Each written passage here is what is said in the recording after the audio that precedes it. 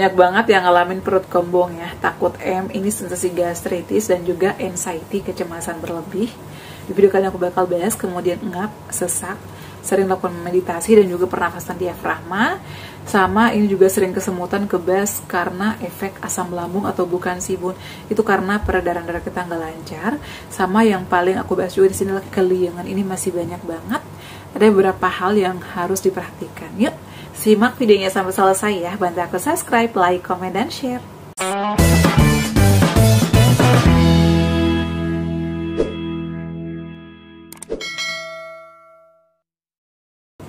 Assalamualaikum warahmatullahi wabarakatuh. Hai semuanya, kembali lagi di channel aku, Adeva dan Bunda.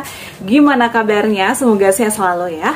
Terima kasih banyak yang udah hadir di live aku, teman-teman dari Mataram, dari Aceh, Masya Allah banget. Dan banyak sekali loh yang udah sembuh. Semoga kalian pejuang asam lambung, GERD, anxiety, psikosomatis, yang masih berjuang, yang masih pemulihan, juga lekas sembuh ya, dan bisa aktivitas kembali seperti sedia kala. Malam hari ini ada banyak lagi pertanyaan, dan tentunya masih banyak juga yang belum aku bahas, makanya aku akan bahas di video ini. Pastikan kalian nonton videonya sampai selesai ya. Yang belum subscribe, bantu subscribe agar aku makin semangat buat videonya. Nah, yang paling banyak pertanyaan malam hari ini adalah keliengan, sesak, perutnya masih kembung, dan juga cemas. Anxiety-nya itu bun masih ada. Bunda pernah gak sih makan buah bit? Belum, aku gak makan buah bit. Buah-buahan yang aman pada saat itu ya, sampai dengan saat ini yang sering aku konsumsi, itu adalah pepaya, buah pir, kemudian melon, semangka, sama buah naga, pisang, pisang barangan, sunpress, ataupun pisang kepok. Itu adalah buah-buahan yang aku sering konsumsi sampai dengan saat ini. Tadi juga ada yang komen di video aku yang bikin kue, Bunda aku tuh nggak cocok konsumsi pisang. Jadi memang pisang itu juga cocok-cocokan. Kalau belum cocok jangan dipaksakan, hindari ya. Karena kondisi kita ya, kondisi saya, si A, si B, si C belum tentu sama. Meskipun sama-sama asam lambung, sama-sama gastritis bun, tapi kok aku nggak cocok makan ini. Jadi pasti beda, ada aja yang beda ya. Meskipun kita udah sembuh juga kita harus mengetahui makanan-makanan apa nih yang gampang kambuh ya, atau makan-makanan apa yang masih sensitif sama lambung kita. Jadi kita harus juga selektif dan mengetahui apa nih sebenarnya makanan yang cocok buat kita. Tadi juga ada yang minta rekomendasi cemilan apa sih, aku udah sebutin. Cemilan aku pada saat itu adalah biskuit regal, biskuit gandum, go potato, ataupun biskuit baby.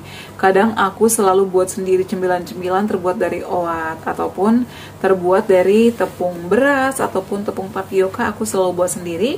Ada yang minta resep lagi, insya Allah nanti aku buatin. Besok aku masih libur, kalau nggak ada halangan aku buatin lagi menu-menu sehat ya. Jadi dinantikan aja video-video terbaru aku. Nah, di sini aku bakal bahas dulu terkait masih keliengan. Keliengan ini kenapa sih? Bisa nggak sih pejuang asam lambung keliengan? Bisa. Nah, pertama biasanya kita keliengan ini dihubung-hubungkan sama vertigo. Bunda, aku itu vertigo, bun, aku tuh keliengan. Jadi teman-teman, kalau keliengan itu bukan saja dari vertigo ya. Kita kecapean juga, susah tidur juga, atau nggak bisa tidur juga bisa keliengan ataupun pusing. Karena kita itu kan kurang istirahat. Kemudian kalau asam lambung kita udah naik ke esofagus, apalagi sampai ke kepala, itu juga bisa membuat kita keliengan. Jadi kita ini harus tahu, selain itu juga kita periksa tensi kita, apakah rendah ataupun tinggi. Kalau kita misalnya tensinya rendah, itu juga bisa jadi penyebab pusing atau oleng. Kalaupun tinggi juga itu bisa jadi penyebabnya. Nah, jadi kalau keliengan, pertama-tama yang harus kita lakukan itu adalah konsumsi air putih yang cukup. Kemudian makannya jangan sampai telat, karena kalau telat alhasil asam lambung kita kambuh lagi dan muncul lagi sensasi itu. Kemudian hindari menu-menu pemicu kayak apa, kol, sawi putih, toge, lobak, dan yang lain-lain yang memicu ya, yang kurang cocok sama kalian dihindari. Habis makan juga jangan langsung berbaring. Kemudian kalau misalnya udah dilakukan semuanya bun, semuanya aman, tensinya aman, normal, berarti itu pure dari asam lambung yang naik, ataupun juga bisa karena vertigo. Jadi kalau misalnya diterapkan itu nanti akan mulai membaik. Kemudian saran aku juga bisa tidurnya yang cukup Jangan mentang-mentang aku tuh udah menghindari makanan pantangan, udah bersih bun makanannya, tapi aku tuh masih susah tidur. Itu juga bisa menjadi pemicu. Karena tadi ada yang komen, bunda aku tuh udah gak ada sensasi tapi masih susah tidur, anxiety aku masih suka kambuh, nyolek-nyolek, takut itu juga bisa membuat kita kelingan karena kita susah tidur. Makanya teman-teman, aku saranin untuk selalu olahraga. Aku nggak kuat bun olahraga. Kalau olahraga takut ngap lagi, sesak lagi. Olahraga ini kan kita bukan lari, bisa jalan beberapa langkah atau duduk aja, berjemur di matahari pagi sambil gerak, peregangan, stretching ya. Kalau aku nih dulu, aku jalan dulu kayak beberapa langkah atau mutar dulu nih. Kalau nggak kuat mutar, jalan di tempat aja. Jalan di tempat, kemudian setelah itu duduk, bisa selonjoran, berjemur di matahari pagi. Itu enakan, bagus, vitamin D loh matahari. Bagus untuk kita dan itu juga bisa melancarkan peredaran darah kita. Jadi teman-teman boleh lakukan itu agar kalau kita udah olahraga itu minum kita banyak. Ini pengalaman aku ya, nafsu makan aku meningkat dan tidur aku tuh pasti pules karena udah capek olahraga. Kemudian selain itu juga sering ngalamin ngap, sesak. Lakukan pernafasan diafragma. Caranya, kalau kalian udah olahraga stretching ataupun peregangan, atur nafas, tarik nafas dari hidung, tahan beberapa detik, lalu hembuskan melalui mulut secara perlahan-lahan. Lakukan sesering mungkin, sekitar 3-7 kali atau 8 kali. Itu enakan dan itu plong banget ya, nafas kita jadi lega. Kemudian selain itu juga tidurnya yang cukup. Lakukan relaksasi. Sebelum tidur aku biasa lakukan relaksasi atau meditasi agar pikiran aku itu nggak kemana-mana, karena pejuang asam lambung apalagi udah anxiety itu pasti cemasnya luar biasa, takut emlat, takut sakit parah, dengar kabar apa-apa langsung dihubung-hubungkan sama sensasi yang kita alami. Jadi relaksasi, rilekskan pikiran kalian, otot-otot kita biasanya kan kayak saraf kita juga kayak tegang banget otot-otot kita karena capek aktivitas, capek menghadapi berbagai macam sensasi. Jadi teman-teman lakukan relaksasi ataupun yoga. Sebelum tidur pun aku wajib banget yoga agar tidur aku nyenyak dan juga pules. Jadi tuh nggak sering terbangun di malam hari. Kemudian habis makan itu tunggu 2 atau 3 jam baru tiduran ya. Tidurnya pun miring ke kiri. Dan kemudian untuk vitaminnya B kompleks atau B12 itu ada pada Neurobion Forte, yang pink juga ada, bisa di Blackmores. Jadi carilah vitamin yang aman juga. B kompleks yang warna silver yang sering aku saranin itu menurut aku murah tapi bagus. Tapi kita konsumsinya setelah makan ya, dan sekali sehari boleh di pagi, siang atau sore. Kalau aku sih kebanyakannya dulu ya bisa di malam atau di pagi hari. Jadi pada saat aktivitas itu udah enak, badan kita juga jadi semangat. Agar kita tuh nggak sering kelingan, nggak sering kambuh, cemas. Nah kemudian selanjutnya aku bakal bahas perut kembung. Kenapa sih kita masih kembung? Bunda bagi tips, ini kembungnya lama banget sembuhnya, apa yang harus kita lakukan? Ini adalah sensasi terakhir yang aku sering bahas ya. Karena apa? Aku itu gastritis. Gastritis itu apa sih bun? Gastritis itu adalah terjadi peradangan di dinding lambung kita. Karena biasanya kita telat makan, makannya berlebihan dan tidak dikunyah halus, sehingga muncullah iritasi ataupun radang. Kita juga biasanya karena suka nunda waktu makan, karena makan berlebihan dan gak dikunyah halus. Ini juga bisa membuat kita kena gastritis, atau juga bisa dari faktor stres atau faktor pikiran. Aku tuh kena lambung, kena anxiety, gastritis karena selain menunda-nunda waktu makan, aku itu dari faktor kecemasan pikiran, karena ada kesalahan di masa lalu yang sulit aku lupakan pada saat itu. Sampai saat ini kalau lagi ingat ya, kadang sedih, tapi aku baca doa aja, makanya aku tuh gak pernah pisah sama tasbih. Kalau pikiran aku udah mulai kemana-mana, aku istighfar, aku sholawat, tenang lagi pikiranku. Jadi tempat curhat aku itu ya kadang di atas sejadah sama sama suami. Kadang aku tuh lagi pengen curhat, ya udah cerita aja di atas sejadah. Ya Allah, aku lagi kayak gini. Kalaupun lagi keadaan sulit, aku cerita. Dan pasti Allah ngasih solusinya ya. Nggak langsung nyata, tapi biasanya kita diberikan beberapa jalan keluarnya. Kalau lagi pengen curhat, ngeluarin suara, aku curhatnya ke suami. Aku tuh nggak pernah curhat ke orang-orang kayak cerita apa aja ke orang-orang. Aku tuh jarang kayak gitu ya. Aku tuh mendingan ya udah ceritanya sama Allah aja, ceritanya di atas sejadah, atau sama orang-orang yang aku percaya, itu suamiku, agar kita nggak sering cemas, nggak sering memikirkan hal yang aneh-aneh.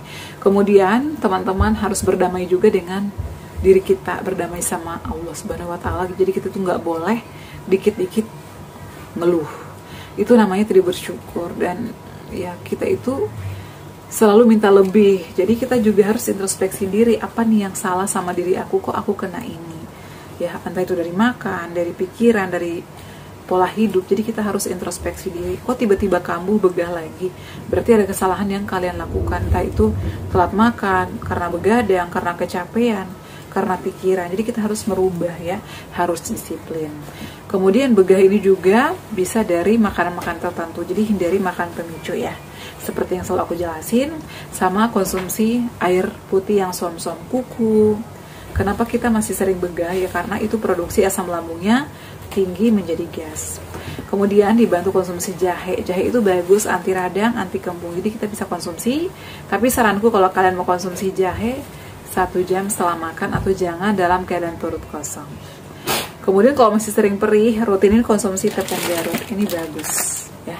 Ini bagus karena aku konsumsi, bisa dikasih gula merah, gula aren, gula jawa, atau dikasih madu ya. Caranya udah aku buatin videonya, kalian boleh cek.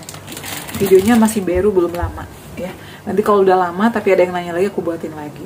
Ini aku udah beli, dan disini juga ada expirednya, jadi aman kita konsumsi 30 menit sebelum sarapan, sebelum makan siang, atau sebelum makan sore atau makan malam. Ini bagus ya, fungsinya itu adalah pengantar atau makanan pembuka kita yang bisa melindungi dinding lambung kita, misalnya ada makan-makanan yang keras atau apa. Jadi menurut aku ini bagus. Nah kemudian selain itu juga, kalau masih sering begah tapi nggak mau konsumsi jahe, bisa dibantu konsumsi air kelapa hijau, itu bagus juga. Aku dulu sering konsumsi tapi nggak setiap hari sih, kadang 3 kali seminggu, kadang 2 kali. Kalau perut aku lagi enak banget dan makan aku kadang nggak dikunyah halus, sampai saat ini aku sering konsumsi ya, itu pun nggak setiap hari sih, kadang sekali seminggu. Karena aku kadang mikir, oh iya aku kan udah mulai makan gorengan nih, kadang mulai makan santan nih, nasi uduk kadang suamiku bikin, ataupun bikin nasi liwet, kan itu dari minyak-minyakan juga. Jadi aku tuh makan santan aku sekali sebulan ataupun 2 kali seminggu deh. Aku nggak mau makan santan sesering mungkin, takut. Aku tuh trauma banget teman-teman. Kemudian begah ini itu bisa sembuh nggak sih? Bisa. Yang penting teman-teman disiplin makannya 2 jam sekali, porsinya kecil ya. Jadi jangan sampai makan banyak, habis makan langsung tidur, itu nanti bakal menimbulkan begah lagi. Kemudian kalau anxiety-nya masih sering kambuh ya, selain olahraga kita meditasi, relaksasi, lakukan hobi ya. Kebiasaan-kebiasaan buruk hindari aja, ditinggalkan, dan ubah kebiasaan-kebiasaan kita dengan hal-hal yang positif. Misalnya selain olahraga kita bisa modifikasi pola hidup kita dengan apa, modifikasi pola pikir kita dengan apa. Lakukan misalnya hobi masak nih, masak, menjahit, atau suka nonton film drakor ya, nonton, tapi jangan ketagihan juga. Aku tuh nggak mau nonton drakor, takut ketagihan. Jadi kalau aku lagi kambuh, apa yang aku lakukan, kadang masak, ngejahit, kadang cari berita yang positif, tapi jangan berita yang buruk ya. Aku baca-baca buku, kadang aku nonton film yang zaman-zaman dulu, kadang aku dengerin musik-musik relaksasi, suara-suara air, jadi pikiran aku tuh tenang. Apalagi kalau di malam hari kambuh, anxiety-nya kambuh, sampai mimpi buruk, aku tuh terbangun, minum air putih, kemudian tenangkan pikiran, aku setel lagi nih, kadang ruqyah, kadang musik-musik air, jadi aku bisa tidur lagi. Kalau lagi cemas banget, aku tuh kadang gak berani sholat, kadang sampai debar-debar, itu juga bikin aku takut. Tapi itu ternyata dari lambung ya, karena banyak yang nanya asam lambung bisa nggak sih ngaruh nggak sih ke jantung. Itu kecil kemungkinan kata dokterku, kecuali kita ada turunan, ataupun mungkin udah tahu asam lambung tapi makanannya nggak dipantang, gak dikontrol, makanannya masih bandel, masih berantakan, itu bisa ya terlalu makan berminyak. Ya intinya sih dari pola makan, dari pola hidup. Jadi kalau kita udah tahu ada asam lambung, ada gastritis ataupun ada GERD, ya harus hati-hati. Jaga dari makanan, dari pola pikir. Menurut aku sih makan aja yang ada, nggak usah neko-neko, ya yang ada dan yang sehat aja. Karena kalau misalnya kalian makan yang neko-neko, takutnya muncul lagi sensasi, ya sama sering gerak agar peredaran darah kita juga lancar. Nah, untuk gofurnasir yang sering begas sendawa seperti lakukan seperti itu ya. Jadi aku itu relaksasi, meditasi dan juga olahraga sama konsumsi air tajin, sama sering konsumsi air kelapa hijau 3 kali seminggu ataupun diganti jahe. Makannya dikunyah halus ya, lakukan hal yang menyenangkan. Kemudian ini ada rapid sweat, sering kesemutan, kebas, efek asam lambung. Itu karena jarang gerak. Jadi teman-teman sering gerak, konsumsi vitamin juga B12 ya, B-kompleks atau Neurobion Forte itu bagus, atau Black Moss. Jadi nggak apa-apa, tapi sesuai kemampuannya, jangan stres, kontrol pikiran. Insya Allah nanti aku bakal bahas lagi nih, pertanyaannya masih banyak banget, ada 12 halaman loh aku screenshot. Semoga dengan hadirnya aku bisa memotivasi kalian, membuat kalian bangkit, karena tujuan utama aku buat video itu adalah untuk menyemangati kalian, karena aku juga pernah ada di posisi itu ya. Semoga kalian lekas sembuh, kita selalu dalam lindungan Allah Subhanahu wa Ta'ala, dan semoga di tahun 2025 ini pejuang asam lambung berkurang dan makin membaik semuanya ya. Oke, cukup sekian ya. Jangan lupa untuk terus dukung channel aku Adeva dan Bunda dengan cara like, comment, share, dan subscribe. Assalamualaikum warahmatullahi wabarakatuh. Sampai ketemu lagi di video-video aku selanjutnya. Bye!